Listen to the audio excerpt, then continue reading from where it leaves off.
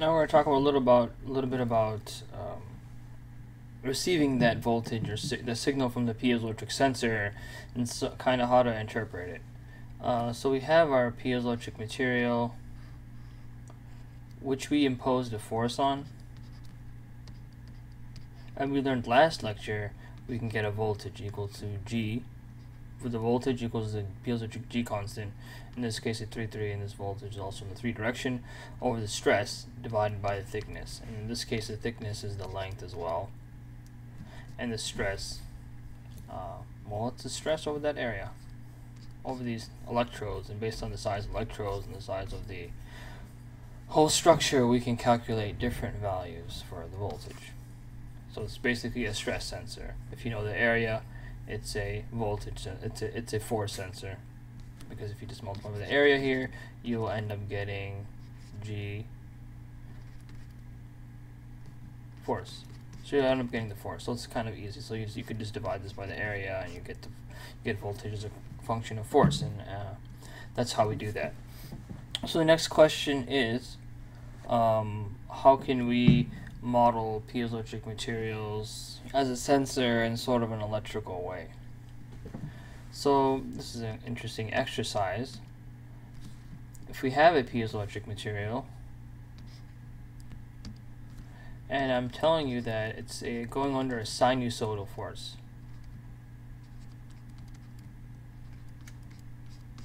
and I also say that I have short-circuited the top and the bottom electrodes, what is the current in this material? This is an interesting problem to solve. Well, the current is it's going to be equal to the change in the charge of the change in time, which is then going to be equal to the piezoelectric G constant divided by T, which is the thickness, then d stress over d time, which is, we can then write stress, and stress is we can take the area term out of stress out. So the area in the 3 directions. So this means this area. And that is equal to dF over dt, which is now equal to the current, and the current is a function of time, obviously, since the voltage, since the force is a function of time. So furthermore, now we can calculate the G constant divided by the thickness A3, and the derivative of the forcing is F cosine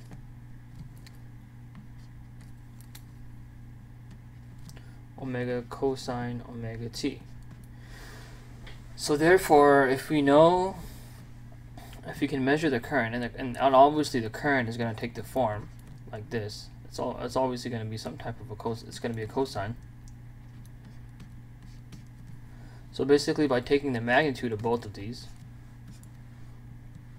we can come up with the equation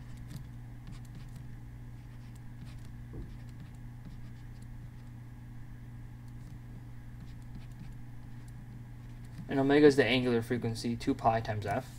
And obviously we're trying to solve for the force here. We don't care so much about the current. And this could be a way to measure using a current probe. If you use an invasive method like a resistor, you're going to get a different current because you're impeding the material. So you're impeding the current flow. So that is equal to the force. And this is omega. And this topic right here actually brings us to another important distinction we should know about piezoelectric materials before trying to use them for applications. When we, let's say, apply a force over a piezoelectric material, we know that we generate charges. And let's say this is time 0, so we just applied the force, we just got some charges. But when the time elapses, let's say much more than 1, we're not going to have these charges anymore, but we're still going to have this force on. So this is known as leakage, because really between these two electrodes, the piezoelectric material is not completely capacitive. It has some leakage resistance, which you can model as a very large resistor. So over time, this charge leaks out, these positive charges with the negative charges, and they cancel out, and you can't measure anything. So yeah. Another important point to know about this situation, where I said I had this I had this short circuited. The ideal case is what we would have it open circuited. So you could either measure it. So in the ideal case, we would have this piezoelectric material where we have under a sinusoidal force. We would have a large, a large resistor in between the positive and negative side. So therefore we can measure the charge properly. And then a voltage probe pretty much does this. It has a large resistor inside. But just to know that, so the voltage, so you can measure the voltage over the resistor. That's pretty much what you're doing in the case of a large resistor in between the two electrodes. You don't need it with a voltage probe, but it can be a useful idea. Usually when we're doing these amplitude type measurements, where we are exciting the piezoelectric material and we're measuring the amplitude of charge. If you just hook a straight up voltage probe over this, you're just gonna measure the force. Sorry, when you hook a voltage probe over the vibrating or forced piezoelectric material, meaning mechanically forced, you're just going to go back to the equation voltage equals G times stress, which is a function of time now, over the piezoelectric thickness. So this equation will get you it. Whatever you have in here, you're going to get your thickness back out, and this is the going to reflect the forces on the outside. And an important distinction I was going to make right now is you must use pretty much piezoelectric materials in there to measure a alternating force. And generally, obviously not all the time, you can do some special circuit, whatever. Note it if you know your limitations, you can account for that.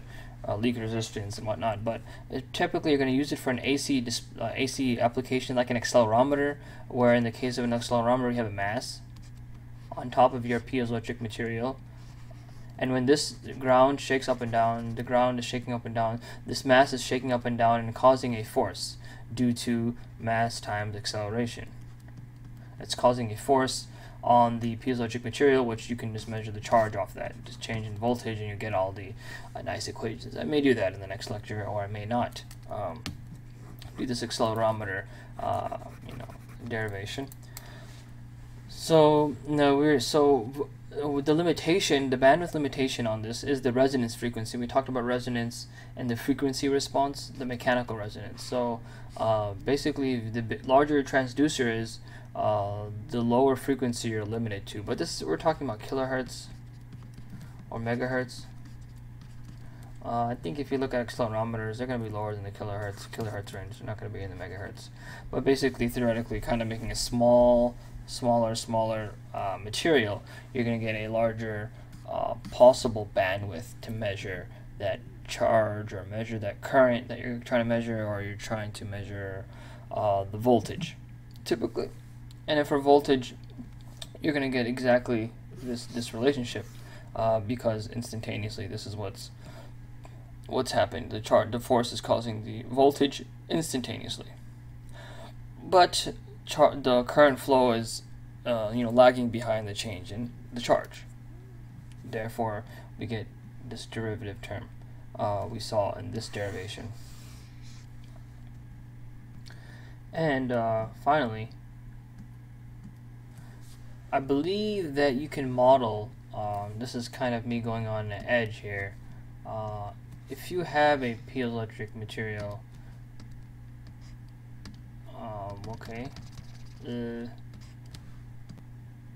if you have a piezoelectric material which you're exciting with alternating force, you're going to get in return a alternating voltage. You know, in phase, essentially. But if you have an external circuit, like let's say you have a resistor or you have a capacitor, I don't know, whatever you got in between, then you can model this whole problem like you know, just like you had a voltage source over it. So you can just forget about the piezo and you can just model this voltage force. So this voltage is alternating here, and it's causing a current to flow. And that's going to be the voltage applied. Obviously, there's maybe some restrictions to this, but I'm not going to go into this here. This is for the listener and the audience to decide how relevant this actually is. But it's an idea. Okay, thank you for watching. I look forward to the next video with you.